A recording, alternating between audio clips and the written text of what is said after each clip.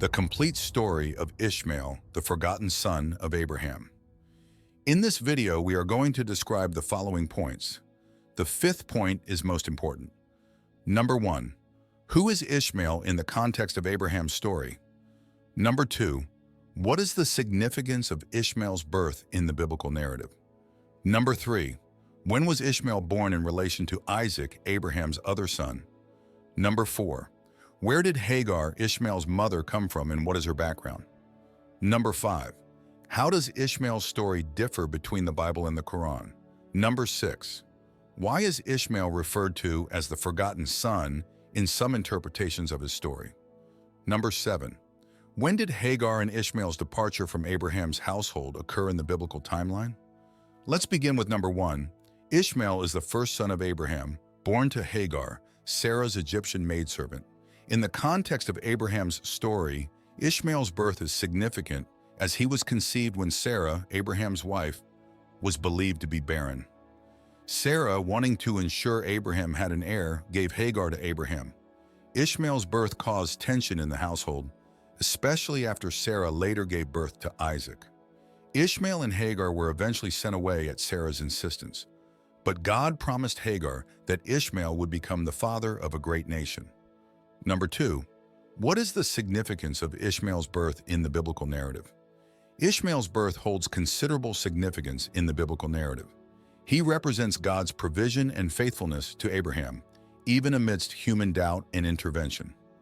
Ishmael was conceived when Sarah, Abraham's wife, doubted God's promise of a son due to her advanced age and suggested that Abraham have a child with her maidservant Hagar. This action set the stage for future familial conflict and divine intervention. Ishmael's birth also illustrates the complexities of faith and impatience, as Sarah and Abraham took matters into their own hands rather than waiting for God's timing. Despite the eventual estrangement, God reassured Abraham and Hagar of Ishmael's future, promising that he would father a great nation. Ishmael's birth thus highlights themes of human frailty, divine promise, and the fulfillment of God's plans through unexpected means, impacting both Jewish and Islamic traditions profoundly. Number 3. When was Ishmael born in relation to Isaac, Abraham's other son? Ishmael was born before Isaac, Abraham's other son. According to the biblical narrative, Ishmael was born when Abraham was 86 years old, after Sarah, who was barren, suggested that Abraham have a child with her maidservant, Hagar. 13 years later, when Abraham was 99 and Sarah was 89, God reaffirmed his promise to Abraham that Sarah would bear a son despite her old age. This son, Isaac, was born a year later, making Ishmael 14 years older than Isaac. The significant age difference between the two brothers is crucial, as it underlines the period of waiting and faith testing for Abraham and Sarah. The birth of Isaac fulfilled God's promise to Abraham and Sarah, while Ishmael's earlier birth through Hagar represents a human attempt to fulfill divine promises prematurely. This chronological order emphasizes the distinction between God's covenant with Isaac and his separate blessings for Ishmael. Number 4. Where did Hagar, Ishmael's mother, come from, and what is her background?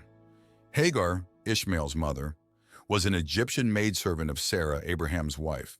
Her introduction into the biblical narrative occurs when Sarah, unable to bear children, offers Hagar to Abraham as a concubine to produce an heir. This practice was culturally acceptable at the time, especially in patriarchal societies where producing an heir was crucial. Hagar's Egyptian origin signifies a connection to a different cultural and geographic background, setting her apart from Abraham and Sarah's Semitic lineage. Hagar's story is marked by significant hardship and divine encounters. After becoming pregnant with Ishmael, Hagar faced harsh treatment from Sarah due to jealousy and tension in the household. Fleeing into the desert, Hagar encountered an angel of the Lord by a spring. The angel instructed her to return to Sarah and Abraham, promising that her offspring would be too numerous to count, foretelling Ishmael's future as a progenitor of a great nation. After Ishmael's birth, the tension between Hagar and Sarah escalated, culminating in Sarah's demand that Abraham send Hagar and Ishmael away. Hagar wandered in the wilderness of Beersheba until she and Ishmael faced death from dehydration. Once again, an angel appeared, providing water and reiterating God's promise about Ishmael's future. Hagar's background as an Egyptian maidservant who becomes the mother of Abraham's first son intertwines themes of suffering, divine intervention, and the fulfillment of promises in a complex family dynamic. Her story highlights issues of displacement, survival, and God's providence. Number 5. How does Ishmael's story differ between the Bible and the Quran? In the Bible, Ishmael is born to Abraham through Hagar, Sarah's maidservant, after Sarah suggests that Abraham conceive a child with her since she is barren. Ishmael is later sent away with his mother Hagar due to tension in the household after the birth of Isaac, Sarah's son. The biblical narrative focuses more on Isaac as the promised son through whom God's covenant with Abraham is fulfilled. In contrast, the Quran provides additional details and elevates Ishmael's significance. It emphasizes his role as a prophet and the firstborn son of Abraham. In the Quranic account, Ishmael is born through divine intervention, with Abraham and Hagar praying for a child. The Quran portrays Abraham as a prophet who receives revelations guiding him to sacrifice Ishmael, not Isaac, as a test of faith.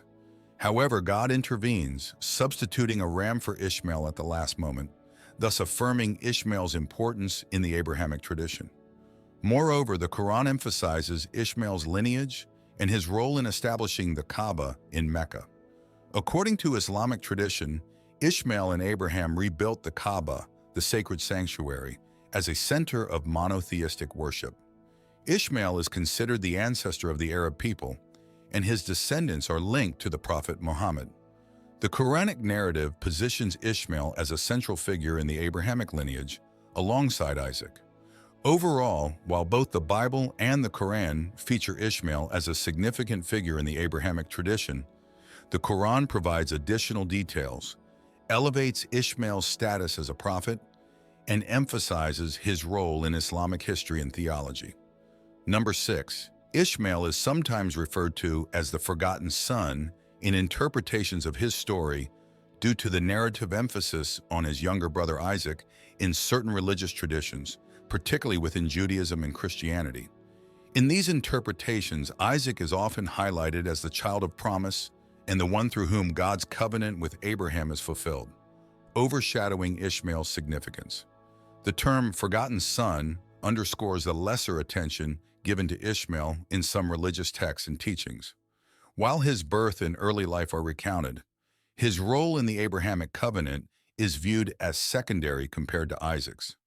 This designation reflects the perception that Ishmael's importance has been downplayed or marginalized in certain religious narratives, leading to his overshadowing by Isaac. Additionally, the term forgotten son may allude to Ishmael's subsequent absence from key events in the biblical narrative, such as the covenant ceremony between God and Abraham or the binding of Isaac, which are often emphasized in religious discourse.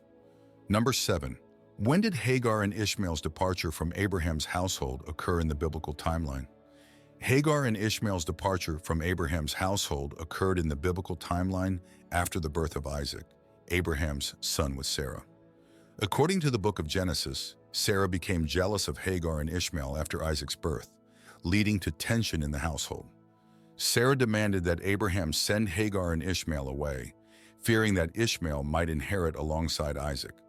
Abraham was distressed by Sarah's demand, but received reassurance from God, who promised to make a great nation of Ishmael, as he was Abraham's offspring. Early the next morning, Abraham provided Hagar with bread and water and sent her and Ishmael into the wilderness of Beersheba.